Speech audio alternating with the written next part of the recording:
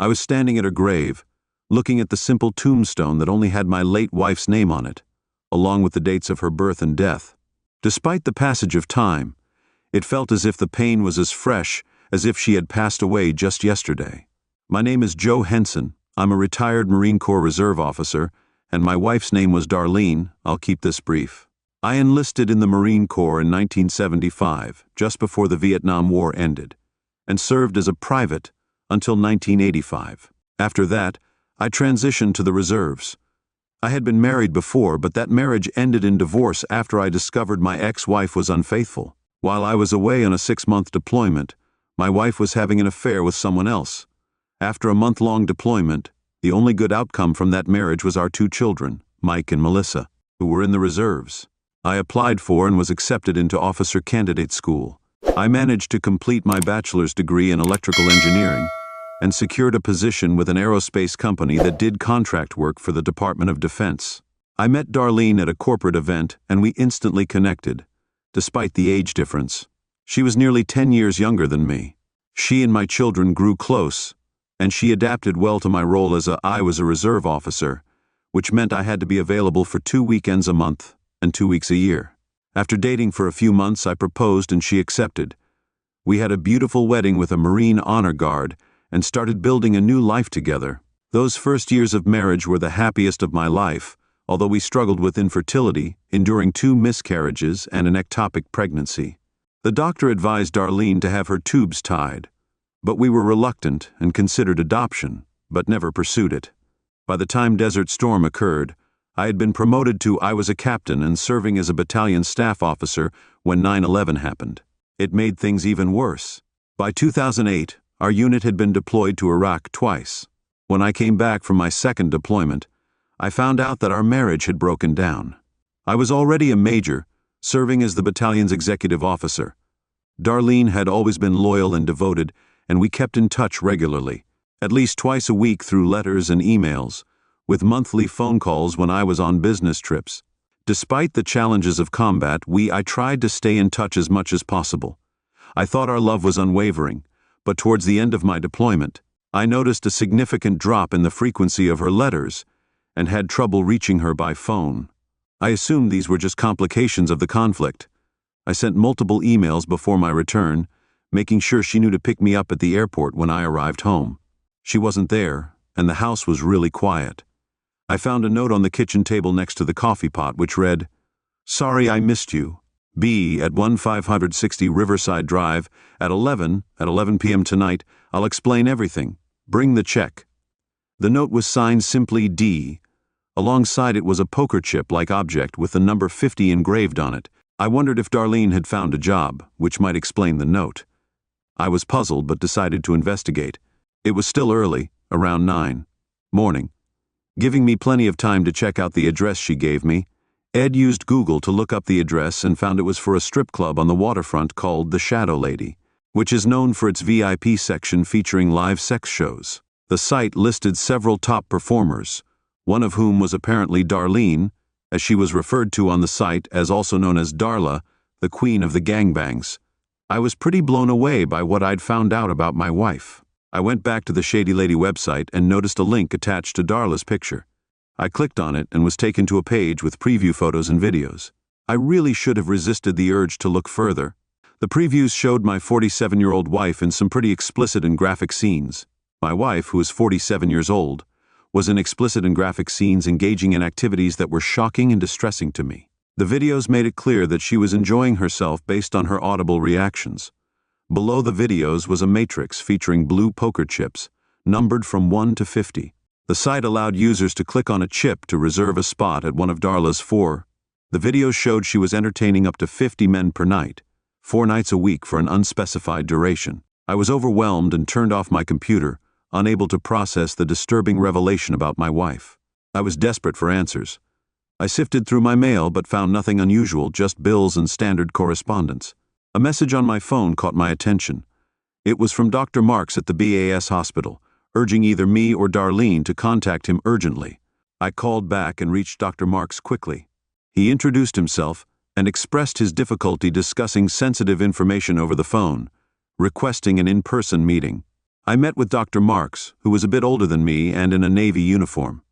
He asked me about the last time I'd had sex with Darlene, who was a year ago before I went to Iraq. Then he told me that Darlene had been tested positive for HIV 3 months after the initial STD treatment. The recent results confirmed her HIV status. He needed to trace everyone she'd been intimate with over the past 4 to 6 months. I informed him about Darlene's new career as a sex performer. I'd discovered this that morning. Based on what I'd seen, she'd likely had unprotected sex with over 3,000 men. 400 men in the last 4 months. Dr. Marks was pretty worried, realizing this could potentially trigger a wider health crisis. He suggested involving the CDC and warned me not to get involved with her. He thought there'd be a raid on the venue where Darlene performed, the Shady Lady down by the docks. He said she'd likely be taken into custody and hospitalized. Dr. Marks thought the raid could happen within 2 to 3 days. He said he was sorry about how I found out and that things looked pretty bleak for Darlene. He said there was a small chance of hope, but realistically things were pretty bad. There are different drugs she could take, but given her overall health, which I suspect is quite poor, things don't look good right now. Our main focus now is to control the infection. He might be overreacting, but he thinks this issue needs urgent attention. He also said that the Marine Corps doesn't tolerate officer spouses who behave in ways that could be considered problematic. It's challenging to lead Marines effectively if you can't maintain control at home, and the Corps looks closely at how officers handle such personal issues. I understand you might be tempted to divorce her, and he said that removing her from your life might seem like an easy solution, but he warned against it. He explained that despite the severity of her condition, divorcing her in her current state could potentially be fatal for her. He asked if that was something you truly wanted. I admitted that while it's tempting, I also recognized the gravity of the situation. The Major suggested considering alternative solutions like placing her in a treatment facility, which could be a long-term option. He also said that your TRICARE insurance and workplace health insurance should cover such care. He mentioned a quote by General John Alun, who said that justice tempered with mercy doesn't mean you can be lax about discipline. I understood what he meant and agreed that honor, courage, and loyalty are important. The Major's advice was to act not out of anger or revenge, but with careful consideration. After our discussion, I was told by Dr. Mark to get I was tested for STDs, even though I hadn't been sexually active for over a year, to ensure my own health. I provided the necessary samples and went home. I had time before my visit to the Shady Lady, so I changed into casual clothes, grabbed a beer, and sat in my den to think about my next steps. I was overwhelmed by emotions and broke down in tears, eventually falling asleep while reminiscing about the early years of my marriage to Darlene. I woke up around 9.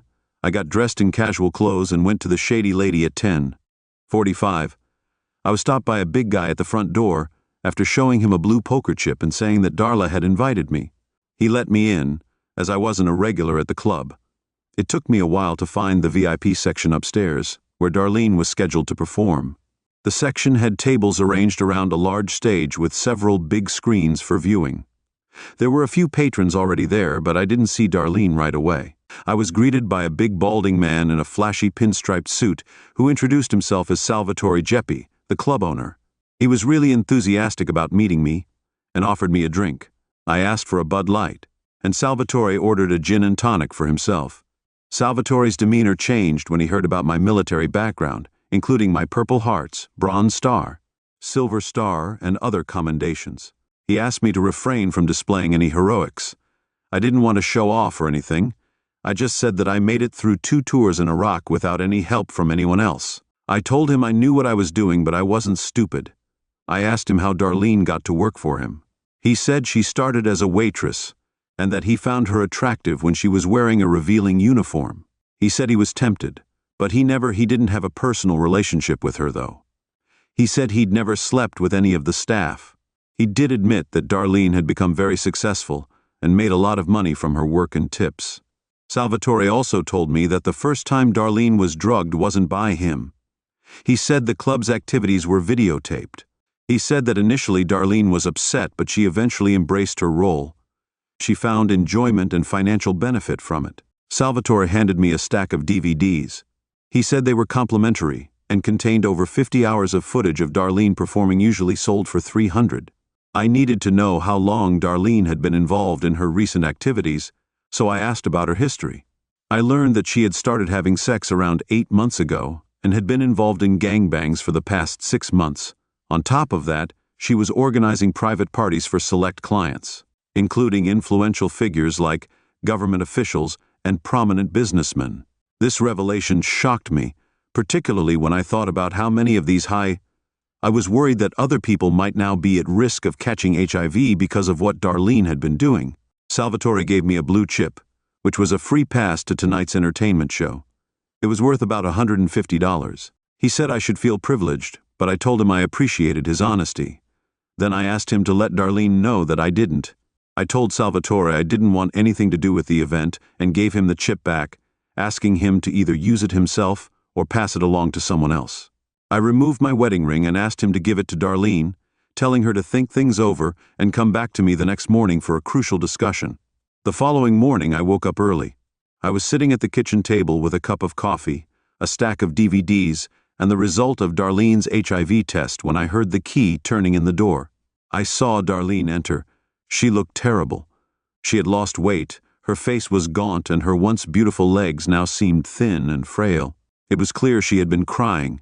I was taken aback by her appearance.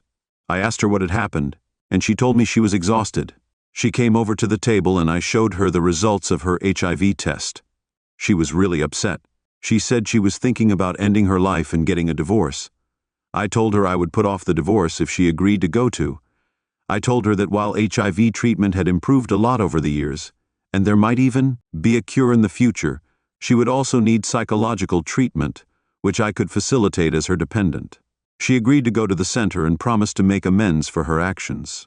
Darlene, still tearful, got up to she gave me a hug, but I hugged her back. I wasn't willing to take the risk of her going back to her old way of life. She then decided to get her things and go home with me. I wasn't sure if it was a good idea, but she was already leaving as she left. I noticed my wedding ring on the table.